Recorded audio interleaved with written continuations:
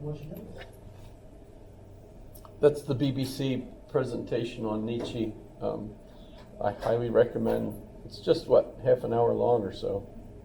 And gives you locations of all sorts. Towards the end, it includes the location of the resort where he wrote Thus Spake Zarathustra, which is pretty fascinating.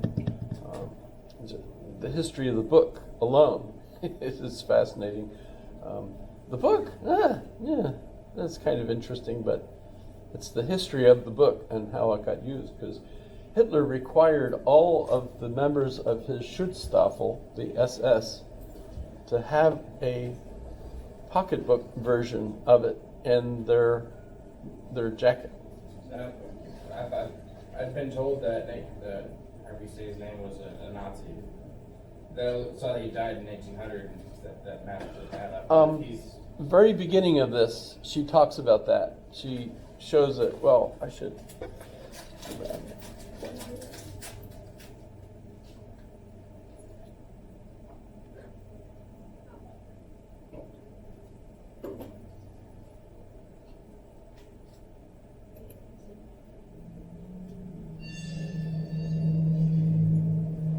In 1882, one of the greatest minds of the 19th century. Here we go. But Nietzsche was the brilliant mind, the inspiration behind the terrifying ideologies of the Third Reich.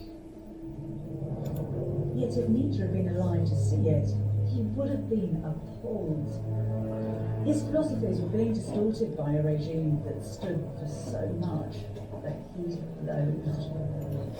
So that's an interpretation, though, of him. I mean, he's obviously not around to ask, but I think the majority of folks would feel that. Although there's that little bit of doubt, etc. So there's also, by the way, a movie. I'll just show this. The whole movie's on the web. This man's death would have momentous consequences for the whole world. Who is this friend? The philosopher Friedrich Nietzsche. I cannot cure despair. But you can, Doctor. Surely I've got to attempt this. That was Freud, by the way. You cannot say no to this one.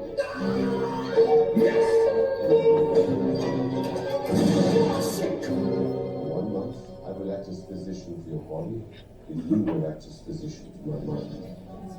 My task is to help you reduce stress in your life. What are your motives? Yes. I will never exploit your name. I will still be used by you. Nonsense. You get the idea. It's a movie. Looked quite Freudian. That's interesting because it's based on a book by Irvin Yalom, When Nietzsche Wept, same title. And Irvin Yalom is a fairly famous psychiatrist. He's retired now. I suppose his opus main work was existentialist psychiatry.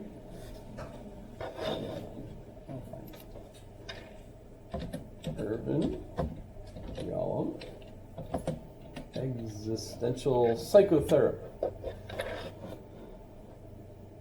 I have a personal story even about that book. I was at Barnes and Ignoble's with my daughter. She was looking for a book, and while she was looking for the book, and this was when she was young actually, she said to me, "Dad, go get me a coffee." And she gave me the name of the particular coffee, because that's one of those places where you don't just say coffee, please. You have to say triple mocha, 2 pumps of caramel. yeah, something like that. So and that was before they put up the barrier so that the line kind of for the register trickled around by the psychology shelf, which was there at the time. So I'm in line by the psychology books to get my daughter a coffee while she's getting whatever it was she was looking for. And I saw this book there, and I thought, that sounds interesting. So I took it down, and I started looking at it, and immediately 2 guys in trench coats came out of the crowd and came over to me and started asking me for help. They were mentally, beset by all sorts of issues, and for some reason, because I had grabbed that book, they thought I could, help them. Free therapy or something.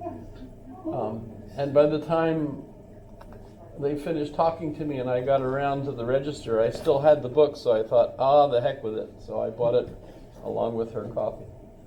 And it's actually, it basically says that, when people are having mental difficulties and you are the therapist working with them, you point out to them that, their main concern is that they're afraid they're going to die soon. And that explains why they are upset about this, or they're upset about...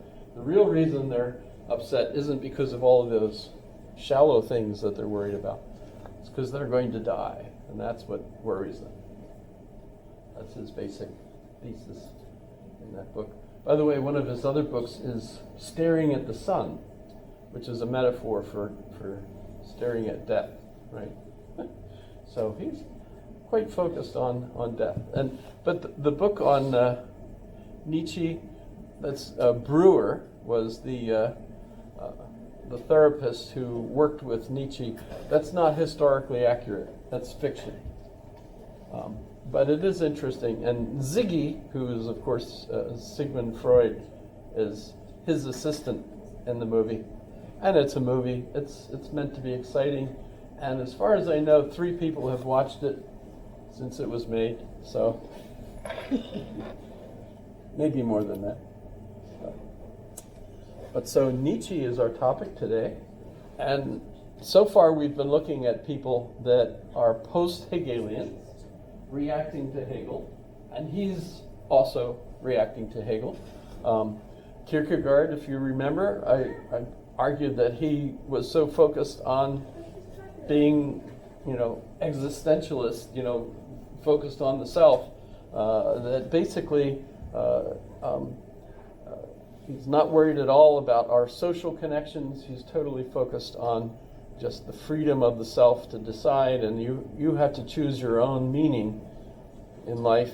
And for him, it's a matter of a leap of faith, the night of, we can call it fear and trembling, or he's got various nights, that he talks about. But the whole idea is that you have to decide for yourself what you believe gives meaning to life. And for him, as a Lutheran, he thought Christianity was the solution to that.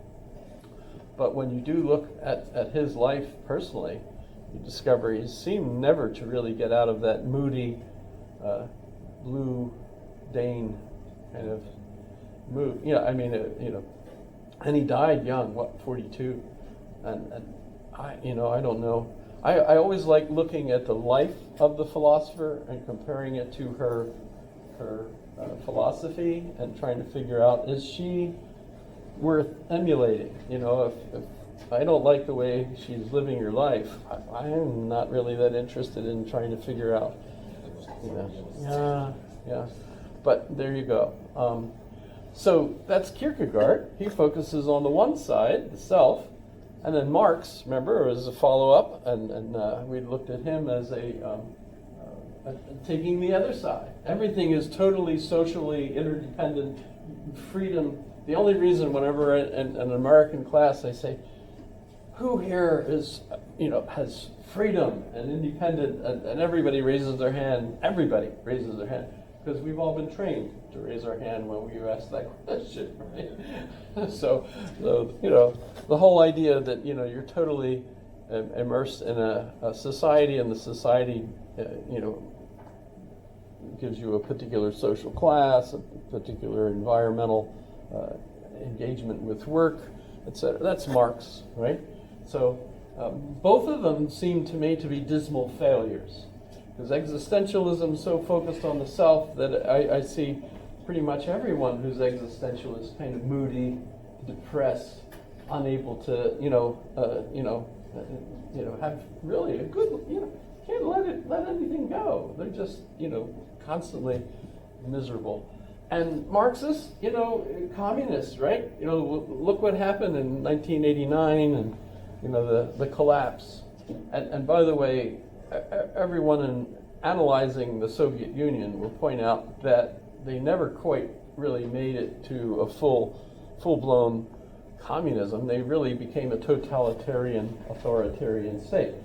So the idea that Marx had of a communist state really only exists, I think, in like a monastery, where all the members of the monastery are sharing, et cetera, and living according to a rule. But the thing is, remember that those monasteries and nunneries or convents are never really on their own. They're always being supported by an outside industrial community of some sort. So that it just doesn't seem to be pragmatically feasible, right? And then Mill was a utilitarian and involved in the idea of the evolution of ethics and so on. And that, I thought, that's really, both sides. And that's adopted really by the American pragmatists, who are really kind of a version of utilitarians. So I think of the American philosophy and the British philosophy essentially as continuing on with the full-blown understanding of Hegelian viewpoint, which, I mean, Hegel made all sorts of incredible blunders that are just absolutely based on his time and what he could know. One of the famous lines he has is that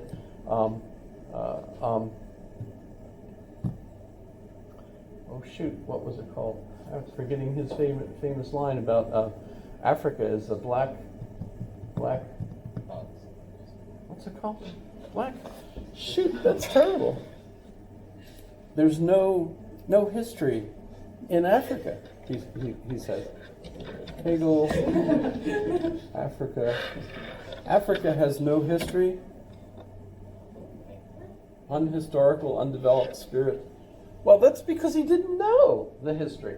It's just dumb. But basically, that's as it was at his time. That's what he thought, and so he said things like that. So there are a lot of things like that. He didn't think that biology evolved. He wasn't really aware of how language evolves.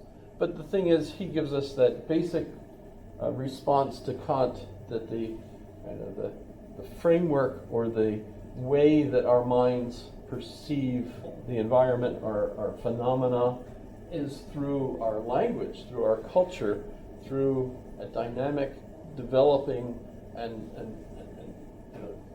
dialectical, constant change, process. And that's I think, the important aspect of Hegel that we can continue to apply today. So ignore, the goofy time mistakes that he made. Some of those are almost as silly as the missionaries first arriving in Oahu and insisting that the Hawaiians put on wool suits, on October 1st. That might work in Massachusetts, but it doesn't work in Hawaii. That's like normally 82 degrees. That's the most boring climate, by the way. Every day, what's the temperature? 82 degrees, Malco showers. You can eat a bunch of tuna. I suppose, but you have to know it's called ahi. Oh no, there's different ones. That's if you have ahi, poki, or whatever. I don't ahi, tuna, I guess. Right? But then poki. But they have the. I think they call it ahi because when you catch one of those, you go ahi. Maybe, I don't know. Okay, but their tuna is so not expensive there, and I'm just so jealous. You can get it so good. It's Dude, poke is so good. Okay, but also just They like, sell poke here, you but know. they, okay, but It's so some good. of their, It's so yeah, good. but just their tunas, they have like different flavors there, like like you know mayo and all this stuff on there. They have like 7 or 8 Nietzsche different flavors never there. ate tuna. Can you imagine? He never had a can of tuna. I'm not talking about cans. I'm talking about the raw stuff.